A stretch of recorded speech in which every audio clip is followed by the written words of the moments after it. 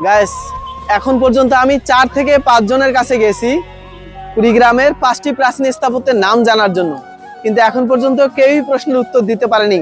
এখনো চকলেটগুলোও দিতে পারেনি। আমার মনে হয় পরিশেষে এখানে ছোট বাচ্চাদের খুঁজে চকলেটগুলো দিয়ে যাইতে হবে। দেখি আর কয়েকজনের কাছে যাই, যদি তারা অ্যান্সার দিতে না পারে তাহলে খুঁজে খুঁজে ছোট বাচ্চাদের দিয়ে যাব। ভাই আসসালামু আলাইকুম, একটু ধরেন প্লিজ। সো আমি মূলত প্রাচীন স্থাপত্যের ইতিহাস নিয়ে কাজ করি, একজন কন্টেন্ট ক্রিয়েটর। তো আপনার জন্য আমার কিছু একটা জিজ্ঞাসা থাকবে, যদি আপনি বলতে পারেন তো আপনার জন্য ছোট একটা গিফট আছে আর কি, হাতে দেখতেই পাচ্ছেন। তো প্রশ্নটা হচ্ছে, আপনি কুড়িগ্রামের 5টি প্রাচীন স্থাপত্যের নাম বলবেন।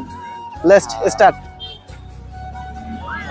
একটু কাছে নেন মাইক্রোফোনের মধ্যে রাজাহাট রাজবাড়ি আছে একটা, কুড়িগ্রাম জেলায় পাঙ্গা রাজবাড়ি। ইয়েস।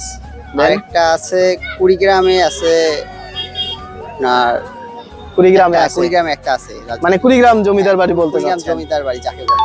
আর আর